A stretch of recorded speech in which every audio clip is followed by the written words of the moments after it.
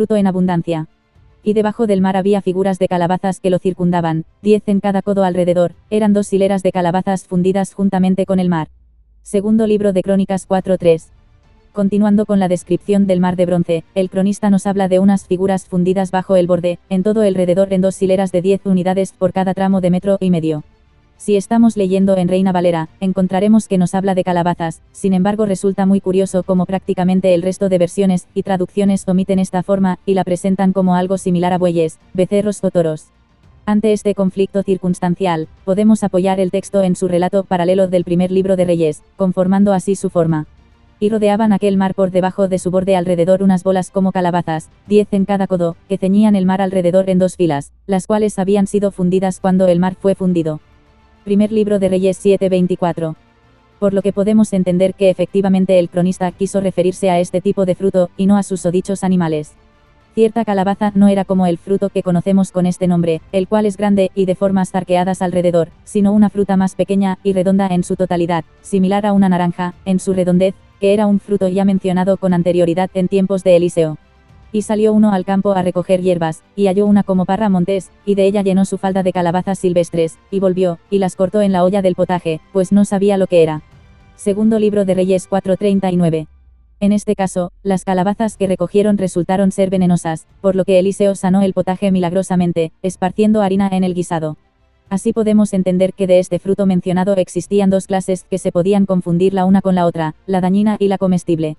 Cuando el autor especifica una cantidad de estas figuras, nombrando 10 por cada tramo, está expresando la abundancia de ellos. Vemos, pues, un mar de fundición lleno de frutos, viniendo estos a representar el resultado o la evidencia de su contenido. Cuando Dios habitó entre su pueblo en la persona del Hijo, Jesús enfatizaba mucho en el fruto de su pueblo, llegando a representar, sobre todo a los fariseos y a los representantes de la ley, con una higuera muy frondosa pero sin fruto. Asimismo se usó de la vid, para hacer una analogía de cómo es la relación de Dios el Padre con el Hijo, y de cómo debían relacionarse sus discípulos con él. Yo soy la vid verdadera, y mi Padre es el labrador, todo pámpano que en mí no lleva fruto, lo quitará, y todo aquel que lleva fruto, lo limpiará, para que lleve más fruto, y a vosotros estáis limpios por la palabra que os he hablado, permaneced en mí, y yo en vosotros, como el pámpano no puede llevar fruto por sí mismo, si no permanece en la vid, así tampoco vosotros, si no permanecéis en mí, yo soy la vid, vosotros los pámpanos, el que permanece en mí, y yo en él, este lleva mucho fruto, porque separados de mí nada podéis hacer. Juan 15 del 1 al 5. También el apóstol Pablo se usa de un árbol y su fruto para representar la unión, por la obra salvífica de Cristo en la cruz del Calvario, de judíos y gentiles en un mismo pueblo. Pues si algunas de las ramas fueron desgajadas, y tú, siendo olivo silvestre, has sido injertado en lugar de ellas, y has sido hecho participante de la raíz y de la rica savia del olivo, no te jactes contra las ramas, y si te jactas, sabe que no sustentas tú a la raíz, sino la raíz a ti. Romanos 11, 17 y 18.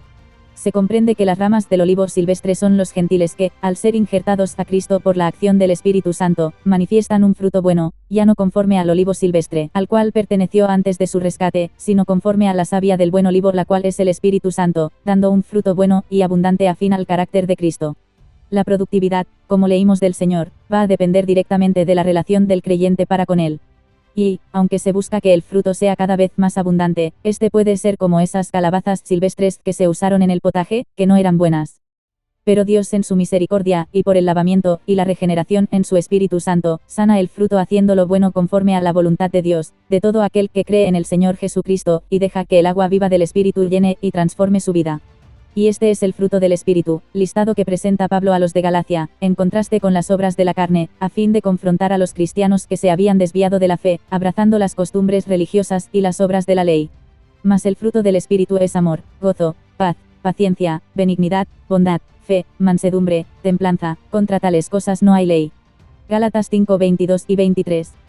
Texto que también nos confronta en la actualidad a nosotros que, aunque no queremos compararnos con los gálatas que observaban la ley y las costumbres religiosas como obra de salvación, nos toca reconocer que son muchas las veces que miramos hacia nuestra carne y depositamos la confianza en sus obras, o simplemente nos dejamos llevar por ellas.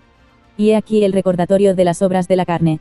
Y manifiestas son las obras de la carne, que son, adulterio, fornicación, inmundicia, lascivia, idolatría, hechicerías, enemistades, pleitos, celos, iras, contiendas, disensiones, herejías, envidias, homicidios, borracheras, orgías, y cosas semejantes a estas.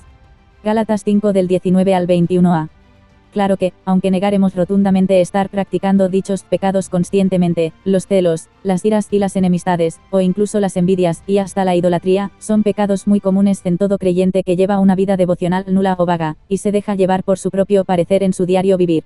Hoy es día de reflexionar qué tipo de fruto manifiesta mi vida, si es que estoy dejando que el Espíritu evidencie en mi ser el carácter de Cristo o si, por el contrario, vivo aventurando mis días a merced de las obras de la carne. Recordemos la advertencia del Señor, diciéndonos: separados de mí nada podéis hacer.